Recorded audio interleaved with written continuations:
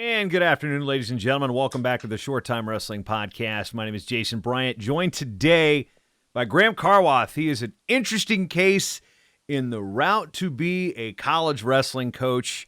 Graham, first of all, before we get into that crazy story, we were introduced years ago when you were an assistant at Williams Baptist under Coach Kerry Regner, and now you've had so many things to talk about in terms of being on the show. Now we finally got you on. Congratulations on the new gig, man. Yeah, thank you so much. I'm super excited about the opportunity and Avila University and ready to build something really special there. Yeah, and the first thing you said Avila. People will look at it and be like, Avila? Avila, and it's in Kansas City. So explain what it was like to apply for this position. What was intriguing to you about coaching men's and women's wrestling here at this new program? Yeah, so the area is definitely very interesting. With it being in Kansas City, Missouri, my wife is a Missouri native, and we currently live in St. Louis, Missouri. So it's kind of the best opportunity out there for someone looking for a coaching job in Missouri, and really lucky and happy and blessed that I was chosen as the head coach. Yeah, and small school life is what it's been like for college wrestling for you. You came out and assisted Kerry Regner at Williams Baptist, then on to Lindenwood Belleville, then on to McMurray, and now Avila. So that's the top of it. That's just like the little itty bitty type of the story. So getting to Williams Baptist, I guess you're starting into college coaching. This is to me one of the most intriguing things about you before you even had what happened at the next couple places. We're going to get to that. So just go back in time, how you ended up reaching out to Kerry Regner and how you ended up at Williams Baptist, not just as a coach, but as a student. Yeah. So I was coaching. I was, wrestling at East Ascension High School in Gonzales, Louisiana. Had a great high school coach. He actually, coached a guy named Leon Crump, who you might be familiar with. He was a Oklahoma All-American. Coached at UTC for a while. I think he's in the ministry now, right? He is. Yeah. He's a pastor in Atlanta. And my high school coach is kind of like a heavyweight guru, I would say, and just an all-around good guy. His son actually I don't know if he broke the high school pen record. I think he broke the high school pen record. He had like 200 plus wins last year. Trent Mahoney is his name. So my coach, he's definitely a great guy and great coach and great man. And he led me in my high school career. I finished second in the state of Louisiana. I had some opportunities to wrestle at the D2, NAI, D3 level, but at that time I just wasn't ready. And my brother was 2 years behind me, and he ended up winning a state championship his senior year. And myself and another coach were, we were traveling all over the country with kids, renting vans that we were too young to rent, and just bringing kids, from Virginia Beach to Iowa Nationals to this tournament in Birmingham called Dixie Duels. And, we were kind of this ragtag bunch of just guys who were just hungry and really wanted to put Louisiana on the map. And then my brother was getting recruited by a few places. And I really kind of, I saw Williams Baptist. I saw I was in Arkansas, wasn't too far from where we were from. I saw Kerry and, read up on his background and, was really intrigued myself. And Kerry and I hit it off, I think, from the first conversation. And he was like, hey, I, really like your brother, but I really want you to come up here and be a assistant coach for me, and also, get a scholarship to go to school here. So at that point, I really didn't have much direction. And, Kerry really opened that door and gave me the opportunity to kind of start on my college coaching journey. Yeah, it was interesting because when he introduced us, it was like, and I'm sitting there going, wait, he's a coach, but he's not wrestling in college. I'm sure you're going to get that question a lot. I mean, when did the idea of becoming a college coach really kind of be like, okay, I'll do this? I didn't wrestle in college, but I'm a coach. Right. Yeah. Kerry is like, I don't know. He's like a outside of the box thinker. I know that's kind of cliche to say about someone, but he really is. I mean, he was big on trying to get managers and just trying to, figure out how to utilize the average system at Williams, the scholarship and system to the best of his ability. So we could go out and get, the top-notch kids that we ended up getting. And he was just really creative and just saw something in me. And, he just said, hey, you didn't wrestle in college, but that doesn't matter. That doesn't matter. As long as you work hard, you can outwork all these coaches who are national champs on the mat if you work harder in the office. And he really instilled those good things in me, and has, I think I really, utilize what I learned there, and, utilize it to this day. What's also interesting is it gave you an opportunity to earn a college degree, which Right. these opportunities do not have those doors open for you. And you were kind of lacking a little direction a couple years out of high school. And what was it like enrolling as a student, knowing you're going to be, coaching your classmates and such? Right. So I don't know. I feel like it was kind of normal to me, because it was a first year program. So everyone was coming in brand spanking new. So when I arrived, like, my role was kind of predetermined, I guess. So it wasn't like it's like, hey, this is student assistant coach Graham. And at first it was kind of weird to be friendly, with those guys. But I don't know. I'm kind of a low key personality, so I just try to stay as professional as possible, and ended up building great relationships. And I have great friends from, the guys that I coached and also went to class with. We look at the development of Williams Baptist, went from brand new program to, right there becoming a national contender. Kerry came from Clarion. He had his career non-traditional college style, going in Northern Michigan with the Greco-Roman route. And, like you said, outside the box, there's things that just there's the square pegs and the round holes when it comes to Williams Baptist wrestling. And what was it like watching that program grow really from scratch to becoming a national contender in the time you guys were there? Yeah. So Kerry's such a hardworking guy. And I think I am as well. Like I said, I just needed some direction. I didn't really know what to do. I knew that I wanted to be great somehow, some way.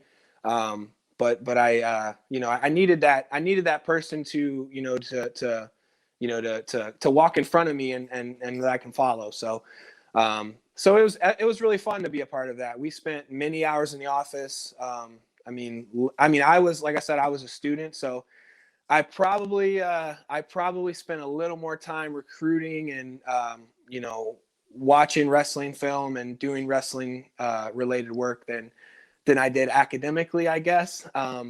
But I learned how to balance that toward the end of my college career. And we heard a lot of no's, but the kids who ended up saying yes to us in the program, I think they really benefited a ton from it. And obviously we did with the success that we had there.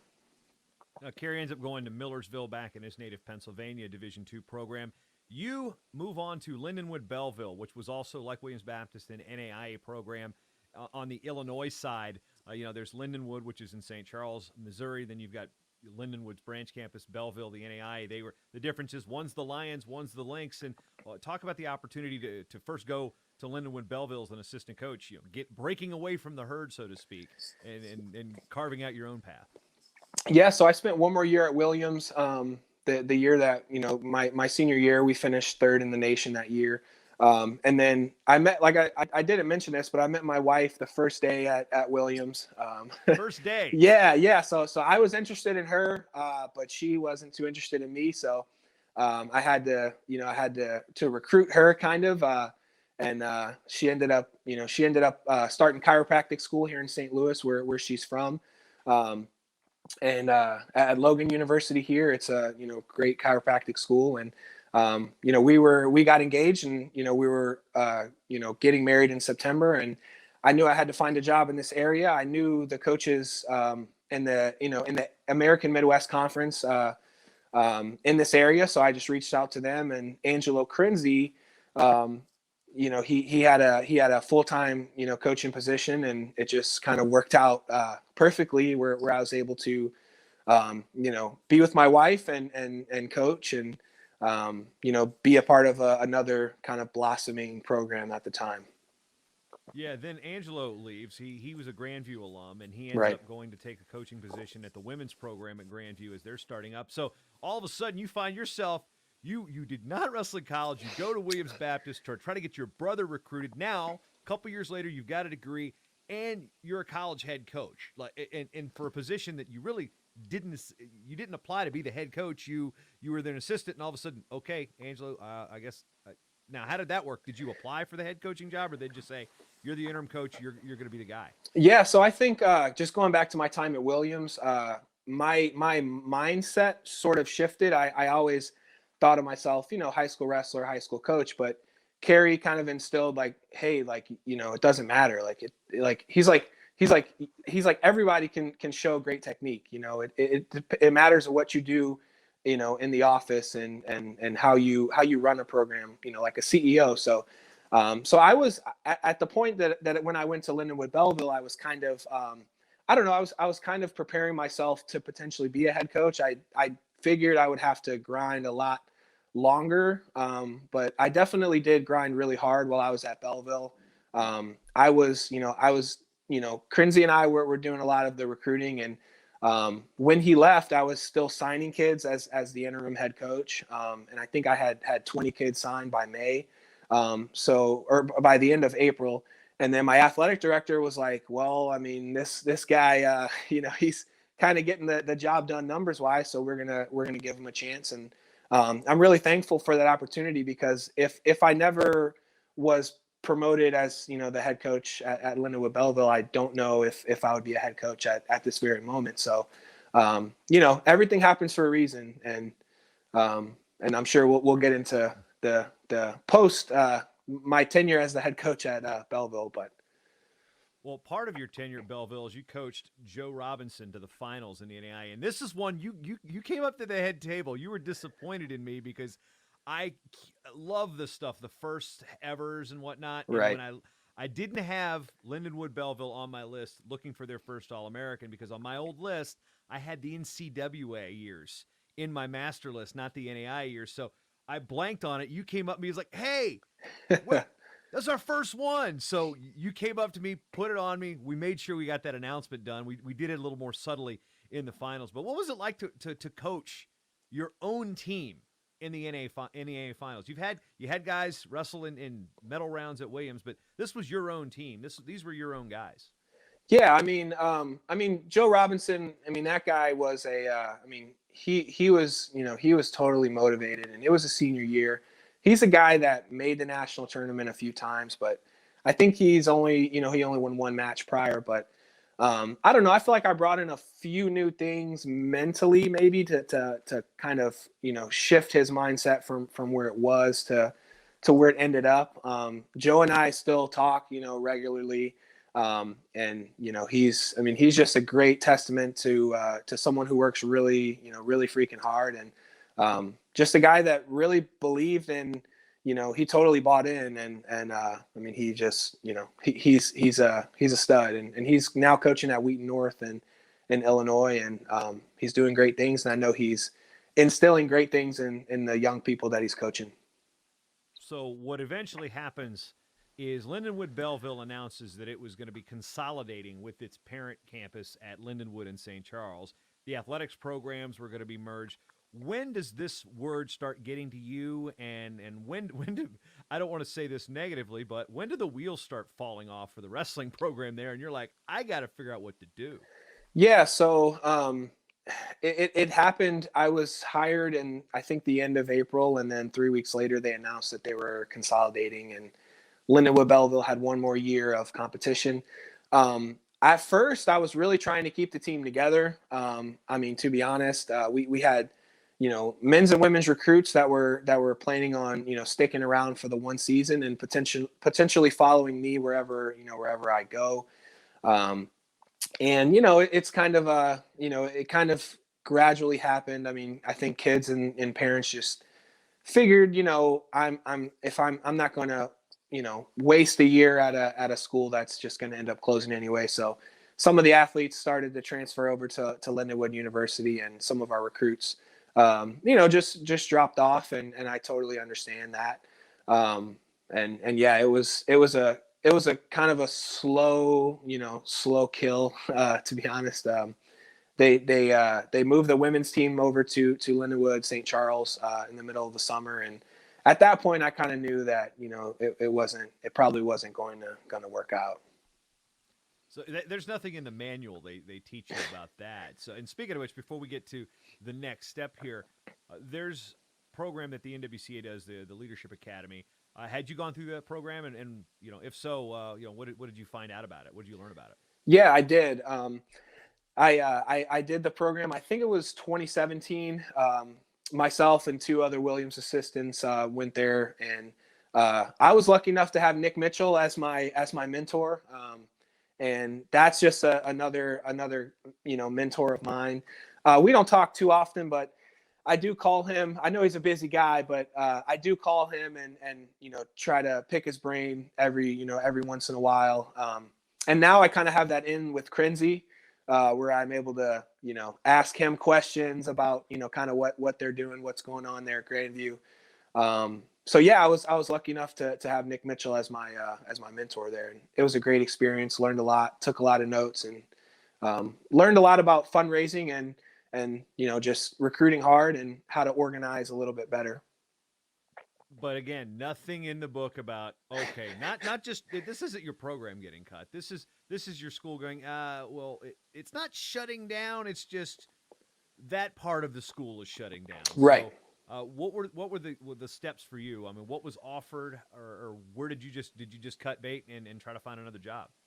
Well, at first I was hustling. I was making these big packets that I was sending out to all of these local colleges, trying to to say, hey, like, we have this team after this season where we would be willing to transfer to to your university after we're done this season, to kind of give you guys a school year to figure out how you're going to make this work, etc. But nobody was really biting. I did have some schools that have started wrestling programs actually this past year, that I don't know if I was the original person to put that in their mind, but I did speak to a lot of schools actually, and pushed in. Avila is actually one of them that I talked to. So it kind of came around full circle in that sense.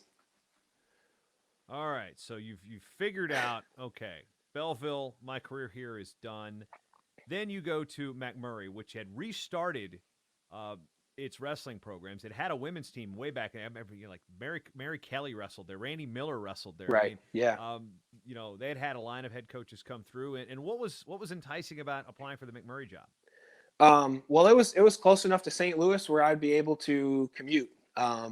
And that's what I had to do. It was about 100 miles one way, and I was able to stay on campus during the week. And my wife, she was still in chiropractic school here. So, it was kind of, the best of a bad situation, I think. And, but I really had a great experience at McMurray. I learned a lot. It was my first time coaching women, full time. And we had a lot of great success there as well. And I started in September, so school had already started there. So it was, again, just kind of feet to the fire, guns a-blazing right when I stepped in the door. So it was an interesting and fun experience, though. Yeah, and rolling back a little bit to your experience coaching women at Lindenwood Belleville, how do you learn to do that? Because when you're coming through as a high school coach in a wrestler in Louisiana, women's wrestling is still developing down there. It's not a high school sport. There's not colleges with women's wrestling there, and then you didn't have a women's team at Williams Baptist. So how do you go from basically kind of a folk style high school wrestling, college coaching mindset to now coaching freestyle and women's? These are two things you didn't have experience with really until you got to Lindenwood Belleville. Yeah. So like I said, about my high school coach, I mean, he's a great guy, and he's always been really inclusive. The school that I attended is, I don't know, I guess like a lower tier high school, in the Baton Rouge region. And, so we've always had, kids who were a little different. And we had some girls on my high school team back in when I was in high school. And so I was sort of familiar with it. And just being a big fan of wrestling. You know, I'm kind of a wrestling nerd, as you know, you might describe yourself, I guess. But I'm just a big fan of of the Giant nerd. sport, and Giant nerd. yeah, so I'm just a big fan of the sport, and you know, just enjoy following it and watching it, and you know, and it was a, you know, it was different at first, but I think that once the, you know, the women I was coaching knew I was all about business, at least, you know, at least I thought that's what they thought, and they knew that I cared about them, I think, and that's what really, you know, that's why we have, you know, I have good relationships with those girls as well from Lindenwood Belleville. You know, and a lot of them ended up, you know, going to the St. Charles, you know, campus, and saw them a lot, you know, last season, and you know, it was like seeing family, so it was fun. But you know, it just, it's really relational, and I think that's kind of the coach that I am. I feel like I am relational, and I think the kids know that I care about them, and you know, because I know, you know, I've had to really work hard to get where I am, and I know that, you know, that their goals are different than mine, but they're working really hard to get where they are. And I, you know, I respect that. And I think they respect me for, you know, for my journey as well. When it comes to getting a job or coaching or applying for these type of positions, how important is it for you to have nicely ironed pants? Yeah. Loaded question there coming in from Kerry Regner. Right. Right. So this was at nationals. I think it was maybe our second year when, you know, we finished 15th, and we had, you know, I think we were going to some dinner that the NAI does The Champions before of Character. the Champions of Character, prior yeah, to finals, banquet, yes. and Carrie, you know, I walked out, and you know, with the whole team right there, and Carrie was like, look at your pants, they're wrinkled. He's like, you need to go in and you need to iron those pants. So I think everyone kind of waited on me to quickly iron my pants, and he's yeah, he's the type of guy that if something comes into his head, he's not afraid to share it. And you know, but I respect that though, because it's a look and it's a brand, and we have to be professional as possible. And if I one day want to see myself as a head coach, then I need to have, you know, my pants looking as crisp as possible. And you know, so I go to the dry cleaners now before I have an interview or a dual meet or anything. But you did go through the crash course in hotel ironing, because the Right. hardest part about hotel ironing isn't the iron, it's the ironing board, Right. which most of the time is a piece of crap, and you it Right. takes forever just to stack the thing up. Right. And I've it's never always like done the extra whole like tall, and yeah, but I've good never thing done I'm the whole tall, like but stamp thing with right. like the cliche iron burn. I've never done that, but the hardest part to me is always getting the ironing board set up. So Right. and of course, if you want to cheat it, you just turn the shower up really hot. But that really Hey, that's doesn't a good work idea. like it's supposed to anymore. Right. You know, you usually got guys cutting weight like that. We won't talk about that because that's Right. probably not advisable. Now, then, okay, the wheels fell off at Lindenwood Belleville. Then you're a head coach at a Division III school, men's and women's. You know, got new energy there. You know, trying to build a tradition. And guess what happens again? Not only do the wheels fall off as the school's not consolidating, the school is closing. Done. No more classes. Lock the doors. How can this happen to you twice? Jason, I don't know, man. You know, I don't know. I mean, thankfully I'm young, and, you know, I was, you know, 20, 25, 26 when those things happened. And, you know, so it's not, you know, it's not like I was a homeowner in both of those areas. And, you know, I was definitely protected, I feel like, throughout all of that. So, you know, it's definitely unfortunate, and pretty much everyone that I tell that story to, they're like, well, hey man, don't come here and shut our school down. You know, that's kind of the joke. But yeah, you know, it's a part of my story and my journey. And, you know, if you look at the way that I got here, like, you know, I mean, it's kind of fitting, you know, it's kind of fitting. So, Yeah.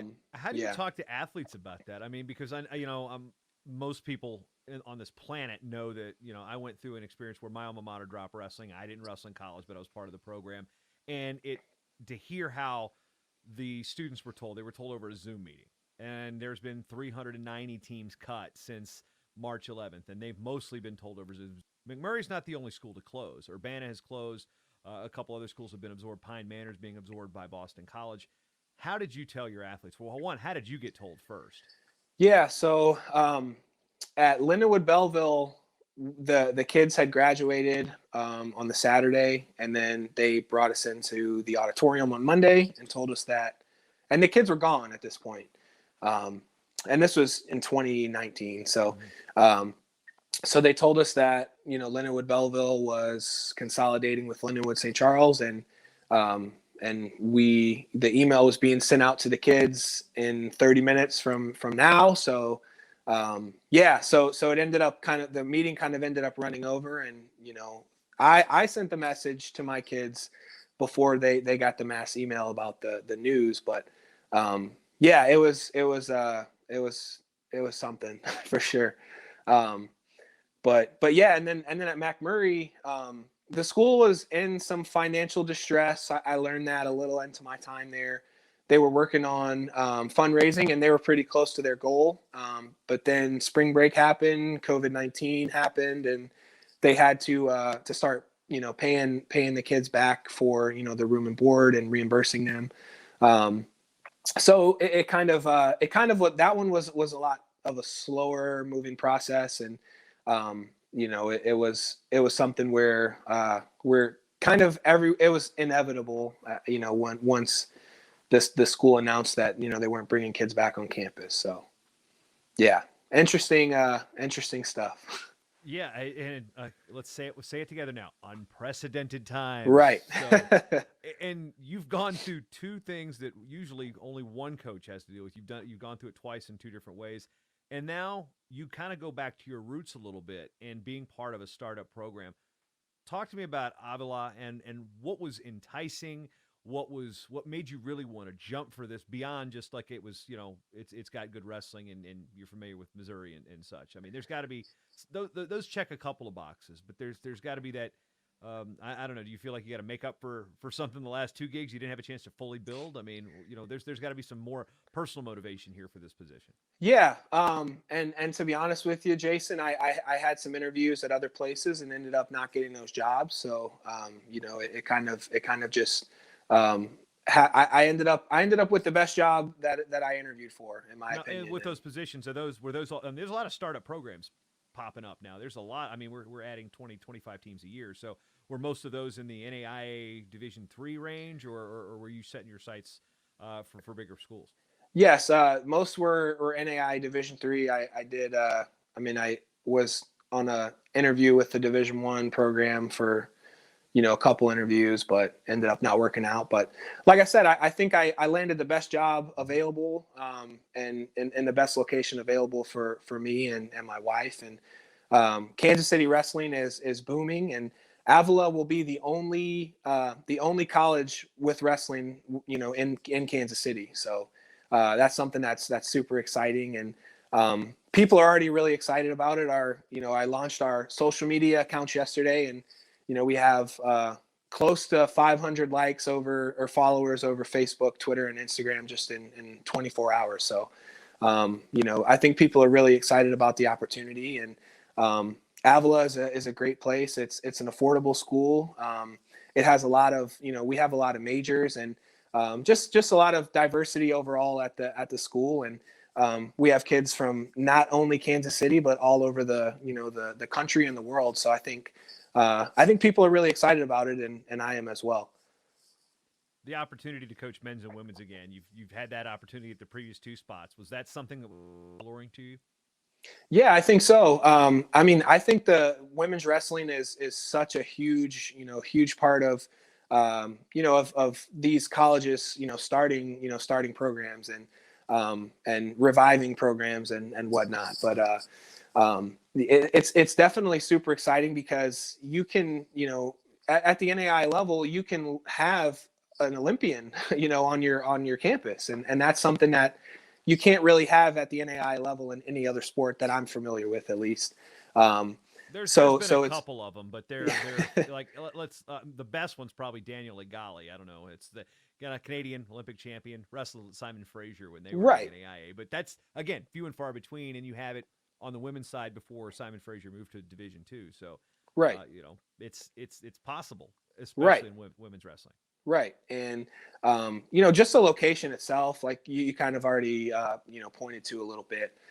Being in Kansas City, it has everything that you need. The school is in South Kansas City. So it's right, it's really close to Overland Park and Leawood, Kansas, which are, two of the nicest suburbs, in the United States. So it's the campus is kind of tucked off in a neighborhood, and, it's suburban feel, but you're really close to the city, and you're close to everything that you need. We look at the growth of the NAIA. I mean, we're over 70 programs on the men's side, whereas 20 years ago we were down in the teens. They've kind of led the charge when it comes to women's wrestling. As we see this past couple weeks, we've seen the NCAA have meetings about emerging sports. It's been granted emerging sports status in Division I, Division II, and Division III. But the NAIA really was out in front of this. And based on your experiences with the NAIA programs, what's it been like to kind of experience a level of wrestling that, for lack of a better term, it gets overlooked a lot? Yeah, I think that the NAIA is right there with Division II. Division II might be a little deeper when you get to the 6, 7, 8 on the podium, but your top 1 and 2 at the NAIA level, a lot of times those guys are D1 transfers, former starters, former All-Americans. You look at, Tyler Fraley, who was at Williams Baptist, and then, Ryak Finch, who's coaching in Louisiana right now. I'm pretty sure he was Division I guy. He was at Grandview. Demetrius Thomas. These guys. He did it the other way, though. Right. He was a 2-time finalist at Williams, and then, guess what? I'm seated in the NCAA championship. Right. And was an All-American last year, as far as, how we did the All-Americans last year. But Big Meech, come on. Right. He's a stud, and that guy, he is.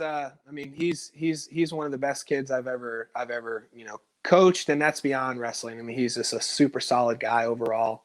But yeah, like I said, the NAIA is definitely, I think, right there with Division II and competitiveness, and I really like the NAIA model. I like that you're able to bring 12 to try to qualify them for nationals. And I think in that way, you're able to build a program a little bit, build to success a little bit quicker.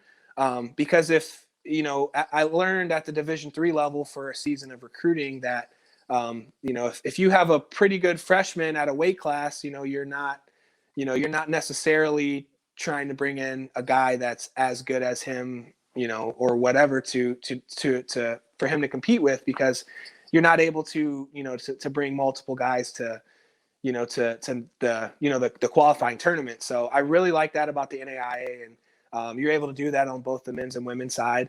At Williams, we had a guy who was on paper a backup, and he ended up making the podium that year. So I think it's just a really special division.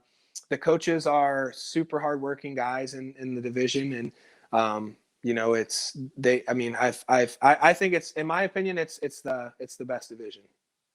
We look at the coaches from around the country that are involved, and I see the Kansas USA Wrestling hat you're wearing now.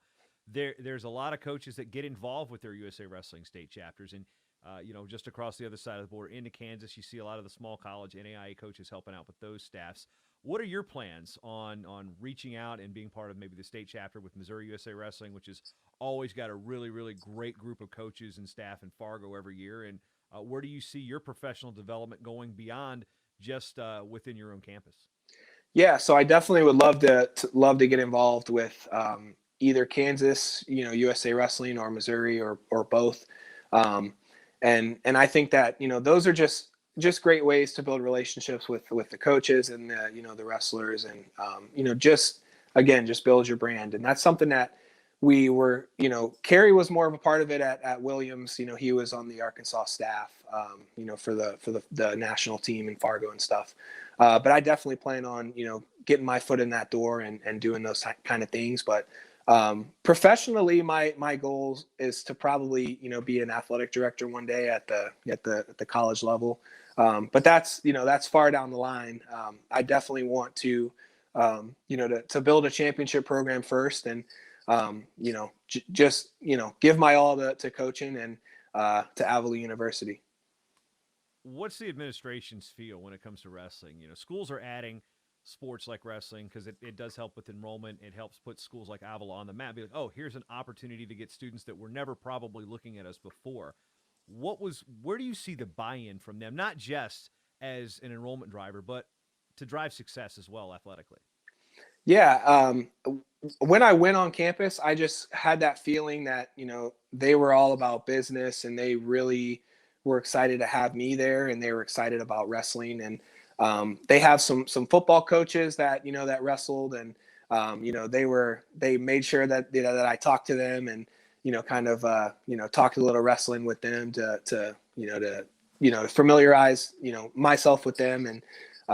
And yeah, so I think it's definitely a really good position for them to be in. They're, in Kansas City, and there's a lot of wrestlers from Kansas City that end up, crossing the border and going to Kansas, or going, south or east to this, some of the St. Louis area schools. So it's a really good opportunity for Avila to, to hone in on, for us to hone in on getting those, keeping those kids in Kansas City, and, keeping them at home, and just building the culture locally.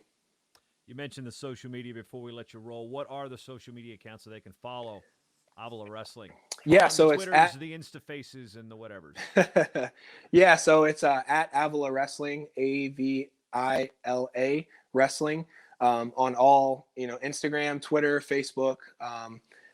We're going to be very active on social media. I think that's very important, especially with, with talking to recruits. That's something that, we were really successful with at Williams. I think we had over like 6,000 followers on our 3 accounts, and that's more followers than live in Walnut Ridge, Arkansas. So we had a lot of we had a lot of success with social media, and everywhere I've been, I've kind of, I grew up on social media kind of, so I've kind of learned how to how to work it, and things like that. So we're going to be very active on social media, and we're definitely worth following, and you're going to see a lot of great content from us. So have you had to become a Chiefs fan now? Because we got this game coming up, and see, I'm a Buccaneers fan, so Oh we're yeah, not going to end this on a very good note if you're a Chiefs fan. actually, another weird thing about me is my dad is from Niagara Falls, Canada. My mom is from East Tennessee, and they met in Louisiana. So it's literally like a gumbo of of culture and me. And so in college, I'm a Tennessee Vol fan. Unfortunately, it's been rough. And then Yeah, pro football. not the greatest week for the Vols for sure. Right. And pro football, I'm actually a Bills fan. That was the first NFL game that I ever went to. And Saints fan, but probably going to bandwagon on the Chiefs a little bit, being in Kansas City. I think that that enables me to do so, right? Yeah, you get a pass on that one. Right. So you're a Bucks fan before Brady, right? I Bro, I got a Testaverde jersey I grew out of 20 years ago. Oh yeah. So yeah, third grade, second grade, third grade was interesting. You bring up. We're gonna get off tangent. Here's how I became a Bucks fan. Is kind of a weird thing because my stepbrother's uncle played in the NFL, and he played for the Dolphins and the Saints, but he played college football at Tennessee. Okay. So initially, I kind of grew up a Vols fan because Danny's uncle, my stepbrother, is Frankie. He played at Tennessee and he sacked Joe Namath in college. That's how long ago this was. On the cover of SI when he played for the Dolphins. Well, Danny was a Dolphins fan, kind of, but he also would like jump teams. Whoever was winning that year, it was like, all right, I'm a Redskins fan, I'm a 49ers Right. fan, or I like the Dolphins, and I'm just like, well, at the time, his uncle was coaching linebackers for the Buccaneers, so that was again a kind of a tie. So that's how I became a Bucks fan. Was just choice because I thought when you're 8 years old or 7 years old in the second grade. Bucko Bruce is a cool looking logo. Right. When you're 2 and 14 and in 7th grade, getting made fun of, and Right. Barry Sanders is running all over you every Right. single highlight for the Detroit Lions. It's like, oh God, yeah. So I have right behind me. You can kind of see it. The Buccaneers 2002 Yeah. Super Bowl plaque. I got the towel down here too, but if on the wall you got the old Buccaneers logo behind me. Those of you who are listening on the podcast don't hear any of this, but you've heard about my Bucko Bruce logo right next to Little Rock and the Angels, right there behind the speak here in the Good place speakeasy. for it. But Yeah. so.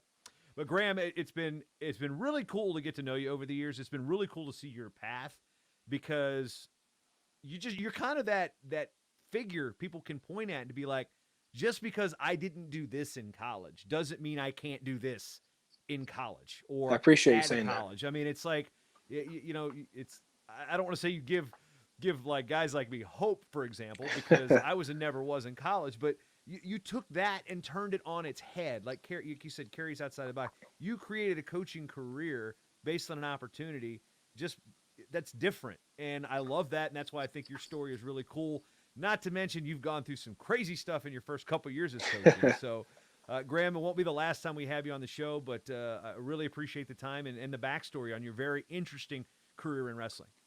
Yeah, thanks so much for having me, Jason. And you guys definitely follow us at Avila Wrestling on all social media platforms. And we're super excited to build something great in Kansas City, and be on the lookout for us because we're coming.